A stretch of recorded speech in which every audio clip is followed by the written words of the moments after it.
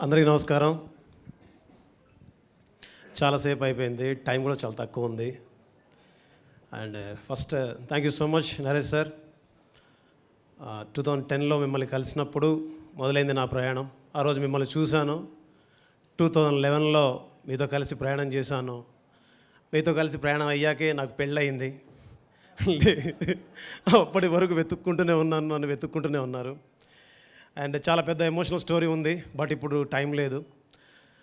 Because నేను ఎన్ని భయాలను దాటి ఉంటాను ఇక్కడ భయం లేకుండా మాట్లాడడానికి. ఇక్కడ ఇంత ధైర్యంగా మాట్లాడుతున్నాను.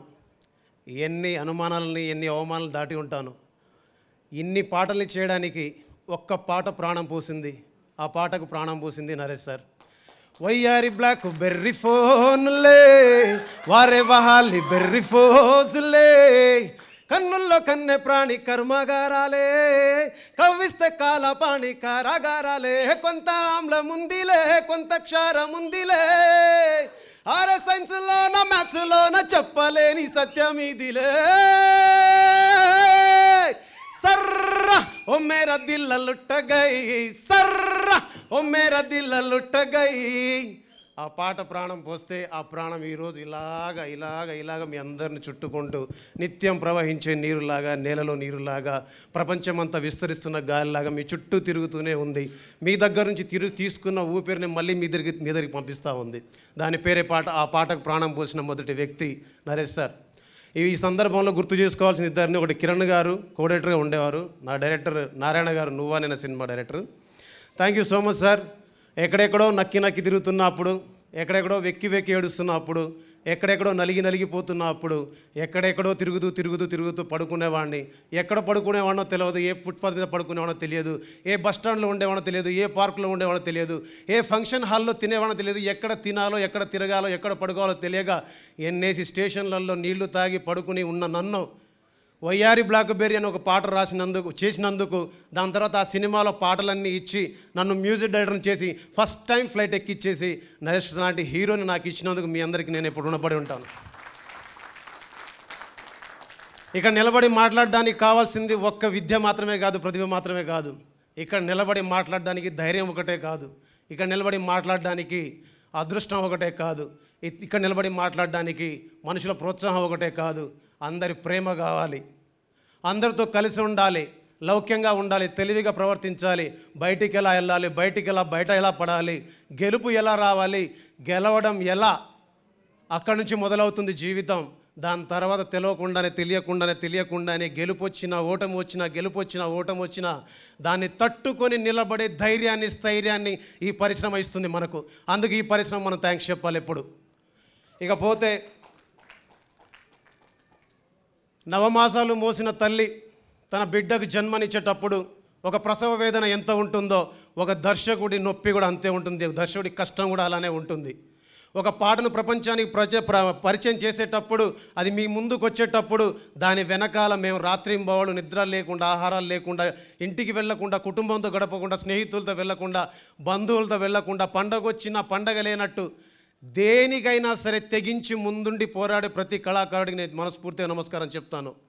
ఇక్కడ చాలామంది వాళ్ళ యొక్క తల్లిదండ్రుల్ని వదిలేసి, విద్యను వదిలేసి, వైవాహిక జీవితాన్ని వదిలేసి, ఆరోగ్యాన్ని వదిలేసి, సినిమా మీద ప్రేమతో, సినిమా మీద ఇష్టంతో, సినిమానే ప్రపంచంగా, సినిమానే శ్వాసగా భావిస్తున్న చాలామంది ఇక్కడ కొన్ని సంవత్సరాల నుంచి కష్టపడుతున్న వాళ్ళు చాలామంది ఉన్నారు.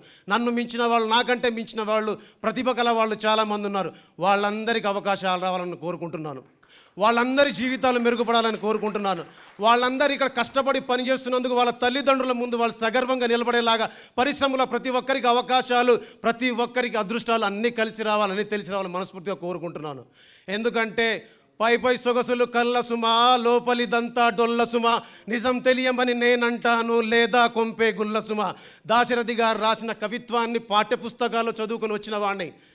బట్టల్లో లేదు, ఒంటి మీద గాయాల్లో ఉంటుంది. ఈ బట్టల్ని చూసి మనం అనుకుంటాం పైన భలే ఉన్నాడు, బాగున్నాడు, అందంగా ఉన్నాడు. కానీ అందులో లేదు. ఒంటి మీద గాయాలు ఎన్ని ఉంటాయో ఈ సినిమాల్లో పనిచేసే వాళ్ళని చూస్తే, వాళ్ళని కలిస్తే, వాళ్ళని పలకరిస్తే, ఒక పాటలాగా, ఒక మాటలాగా, ఒక కలర్ లాగా, ఒక డిఐ లాగా, ఒక ఏఐ లాగా మీకు అందులో వాళ్ళ కష్టం కనిపిస్తుంది. అందుకే ఎవరిని చూసినా తక్కువ చేసి మాట్లాడకండి, ఎవరిని చేసినా తక్కువ చూపు చూడకండి. వాళ్ళు ప్రతిరోజు ప్రతి నిమిషం కలలు కంటూ కళల్ని నిర్మించుకుంటూ కళల సాకారం కోసం కష్టపడతారు. కాబట్టి వాళ్ళు ఖచ్చితంగా వాళ్ళని గౌరవించాలని మనస్ఫూర్తిగా కోరుకుంటున్నాను. ఇకపోతే నా 12 రైల్వే కాలనీ ఈ సినిమా చేయడానికి నేను ఫస్ట్ సినిమా చేసినప్పుడు నా మీద చాలామందికి ఒక సందేహం ఉంటుంది. భీమ్స్ అంటే చిన్న ఫోక్ సాంగ్ చేస్తాడు, డీజే పాటలు చేస్తాడు, మాస్ పాటలు చేస్తాడు, దరువు పాటలు చేస్తాడు, డప్పు పాటలు చేస్తాడని.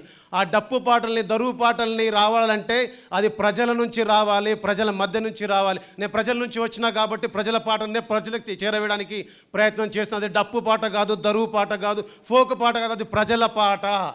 అది ప్రజల నుంచి పుట్టిన పాట, ప్రజలకే ఇస్తున్న తిరిగి.